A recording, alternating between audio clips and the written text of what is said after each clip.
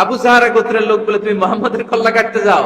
আরে তোমার বোন ফাতেমা বিনতে খাত্তাব আর তোমার বোনের জামাই সাঈদ, এরা তো দুজন কালিমা পড়ে মুসলমান হয়ে গেছে।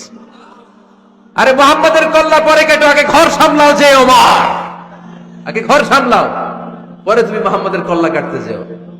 ওমরে ফারুক রেগে গেলেন, রাস্তা ঘুরিয়ে বাড়ির দিকে চলতে আরম্ভ করলেন। রাগে তিনি গড়গড় করছেন। ওমরে ফারুকের বোন ফাতেমা বিনতে খাত্তাব, বোনের জামাই সাঈদ, তাদের দুইজনকে খাব্বাব রাদিয়াল্লাহু তাআলা আনহু সূরা তাহা ঘরের ভিতরে তেলাওয়াত করে শোনাচ্ছিল। পড়েন সুবহানাল্লাহ। সূরা তাহা দিয়ে আল্লাহ একটু পরে ধাক্কা মারবে আরেকটা। ওমরে ফারুক যখন আসলেন, ওমরে ফারুকের আওয়াজ শুনে খাব্বাব রাদিয়াল্লাহু তাআলা আনহু লুকিয়ে গেলেন। ওমরে ফারুক দরজার মধ্যে কড়া নাড়লেন। বোন বলে, কে তুমি? সাইয়েদনা ওমর বললেন, আমি ওমর। খুলে দেওয়া হলো। ঘরের ভেতরে ঢুকেই কথা নাই বার্তা নাই, নিজের আপন বোনকে মারতে শুরু করলো ওমর। বোন জামাইকে আঘাত করতে শুরু করলো।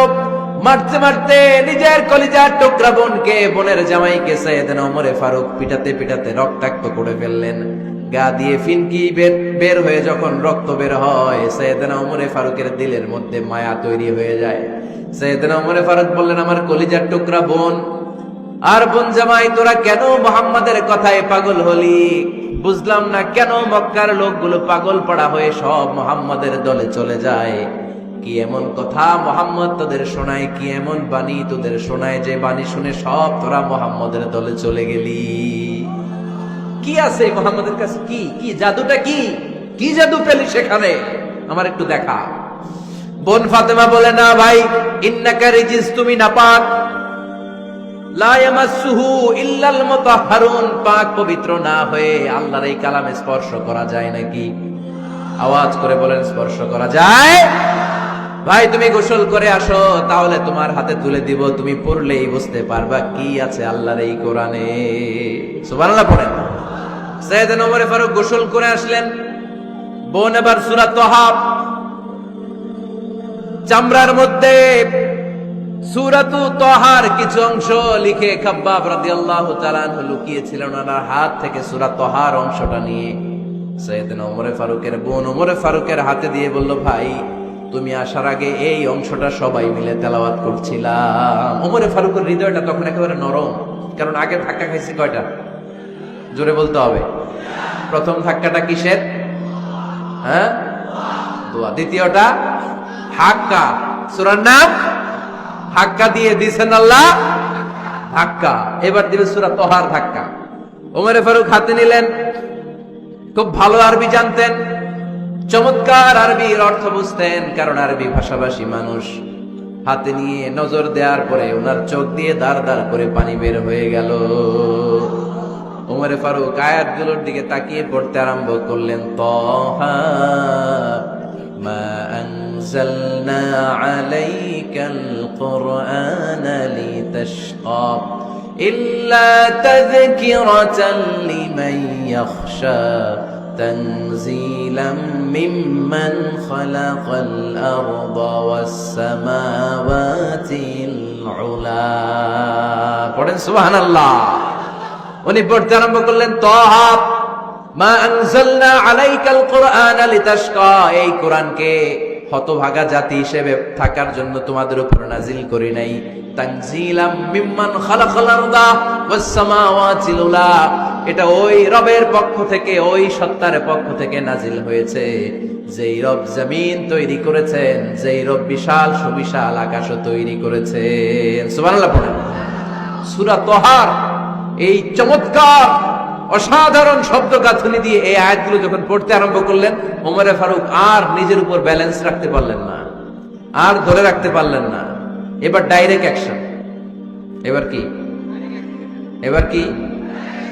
3 নাম্বার ধাক্কা খেয়ে, সূরা তাহার ধাক্কা খেয়ে আর সামলাতে পারলেন না, পাগলের মতো হয়ে গেলেন। বলতে আরম্ভ করলেন, আইনা মুহাম্মদ, মুহাম্মদ কোথায়?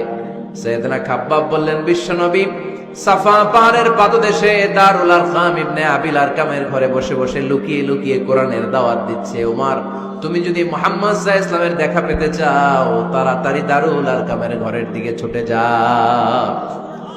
ওমর ফারুক তলোয়ার নিয়ে ছুটলেন, পাগলের মতো ছুটলেন, আর ধৈর্য ধারণ করতে পারেন না। বিশ্বনবীর নূরানি চেহারাটা একবার দেখার জন্য পাগলের মতো ছুটতে আরম্ভ করলেন। ওমরে ফারুককে দারুল আরকামের কাছে আসতে দেখে বিশ্বনবীর চাচা হামজা ইবনে আব্দুল মুত্তালিব এসে বলে, নবী তাড়াতাড়ি দারুল আরকামের ঘর থেকে আপনি পালিয়ে অন্য কোথাও চলে যান।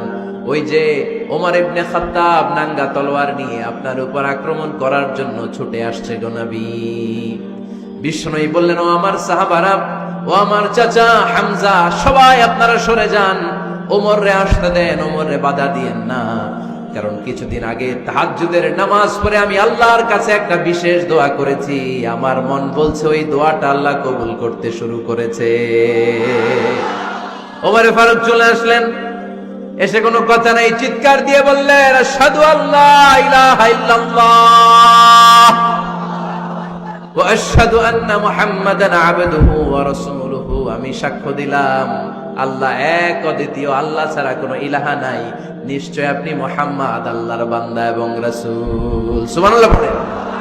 এই কালমা শাহাদাতের ভেতরে আল্লাহর কথা, আমার নবীর কথা ঢুকিয়ে দিয়েছে কে?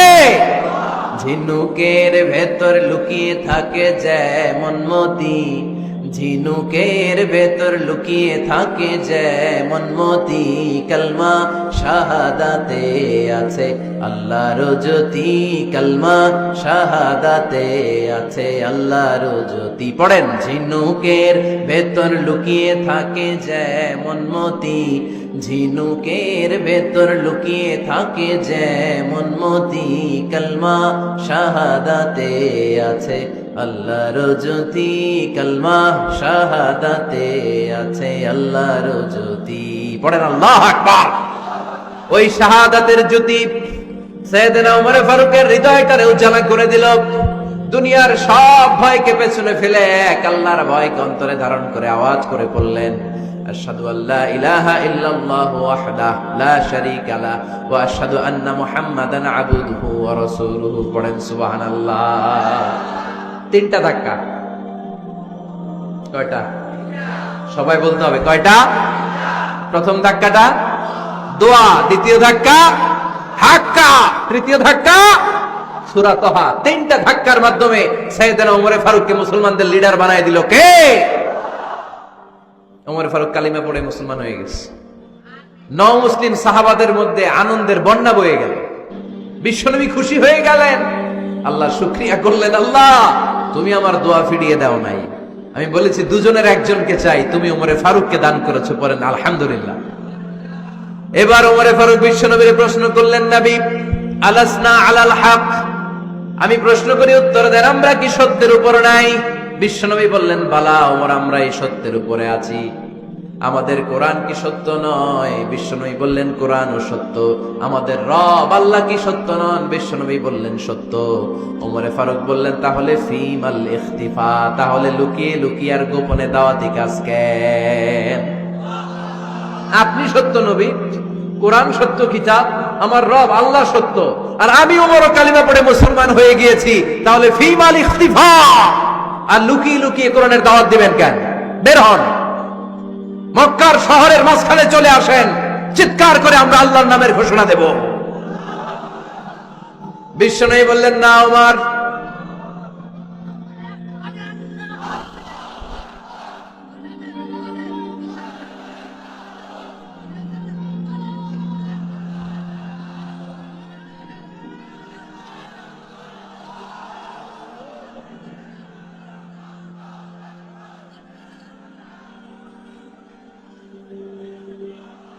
বিশ্বনবী ডেকে বললেন, না ওমর, এটা মাক্কি জীবন, ওমর এটা মাক্কি জীবন, এখানে দাওয়াতি কাজ করব লুকিয়ে লুকিয়ে আস্তে আস্তে। আল্লাহ যখন আমাদেরকে বিজয়ী করে দিবেন তখন আমরা প্রকাশ্যে দাওয়াত দিলে কোনো সমস্যা নাই। সাইয়েদনা ওমর ফারুক বলেন, না ও নবী, আমার উপর ছেড়ে দেন, আমি দেখবো আপনি আমারে শুধু মক্কার জামিনে একটা মিছিল দেওয়ার অনুমতি দেন। কিসের অনুমতি? আল্লাহর নামের তাকবীর দেওয়ার অনুমতি দেন। বিশ্বনবী বললেন, ঠিক আছে, সাবধানে তাকবীর দিও। ওমর ফারুক তাকবীর দেওয়ার জন্য লোক খুঁজতে আরম্ভ করলেন। মুসলিম 11 জন সাহাবাকে খুঁজে পেলেন। কয়জন? ওমর ফারুক বললেন 11 জনই চলবে। 11 জনকে 2 লাইন করলেন। কয় লাইন? পিছনে 6 জন, সামনে 5 জন, পিছনের লাইনের নেতা বানিয়ে দিলেন বিশ্বনবীর চাচা হামজা ইবনে আব্দুল মুত্তালিবকে। প্রথম লাইনের 5 জনের নেতৃত্ব দিতে আরম্ভ করলেন সাইয়েদনা ওমরে ফারুক নিজেই। 2 লাইন তাকবীর দিতে জানলে বেশি মানুষ লাগে না, 10 জন দিয়ে গোটা বিশ্বটারে কাঁপিয়ে দেয়া যায়। 11 জন 6 আর 5 ওমর ফারুক সামনে দাঁড়ালেন। ওমর ফারুক সামনে দাঁড়িয়ে এবার আল্লাহর নামের স্লোগান দিবেন। ওমর ফারুক বললেন, আমরা খুব লম্বা চূড়া স্লোগান দিব না, খুব ছোট্ট, দারুল আরকামের ঘর থেকে কাবা ঘর পর্যন্ত, বাইতুল্লাহ পর্যন্ত এতটুকু জায়গা আমরা তাকবীর দিতে দিতে সামনের দিকে এগোবো, পৃথিবীর কোনো শক্তি আমাদেরকে থামায় দিতে পারবে না। ওমর ফারুক তখন 1 বাক্যের একটা ভাষণ দিলেন। কয় বাক্যের? ওমর ফারুক সামনে দাঁড়িয়ে বললেন, মান আরাদা আন তাসকুলা উম্মু ইয়া জামা ওয়ালাদু তারমিলা যাওজাতুহু ফালিয়াসুদ্দানি। কে আছো? মান আরাদা আন তাসকুলা উম্মু, কে আছো মায়ের বুক খালি করতে চাও? ইয়া জামা ওয়ালাদু, কে আছো বাচ্চাগুলারে, সন্তানগুলারে ইতিম বানাতে চাও? তারমিলা যাওজাতুহু, কার এত বড় বুকের পাটা আছে দেখি, কে আছো স্ত্রীকে বিধবা বানাতে চাও? বুকের পাটা থাকলে আমি ওমরে থামাও, যদি সাহস থাকে আমি ওমরের মিছিল থামাও। ওমর ফারুক শুরু করলেন, আল্লাহু আকবার, আল্লাহু আকবার, আল্লাহু আকবার। স্লোগান দিতে দিতে সাইয়েদনা ওমর ফারুক কাবার গিলাফ যে স্পর্শ করলেন, ওমর ফারুকের এই স্লোগান কেউ থামাতে পারে নাই। কিয়ামত পর্যন্ত এই আল্লাহর নামের স্লোগান কেউ থামাতে পারবে না। চিল্লায় বলো ঠিক কিনা?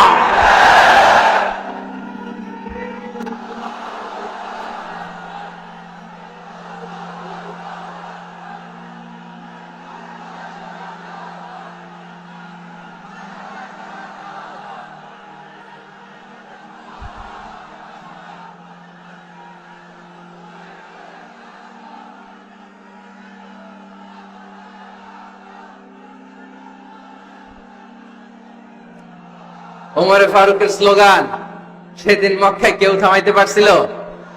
আওয়াজ করে বলতে পারছিল? এখনো আল্লাহর নামের স্লোগান কেউ থামাই দিতে পারবে? কিয়ামত পর্যন্ত আমার রবের স্লোগান কেউ থামাতে পারবে?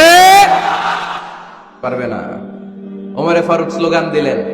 আবু জাহেল, উতবা, শাইবা, ওয়ালিদ ইবনে মুগীরা আল্লাহু আকবার ধ্বনি শুনে বাইরে আসছে। কিরে, এত বড় স্লোগান, আমাদের কাছ থেকে পারমিশন নেয় নাই, অনুমতি নেয় নাই।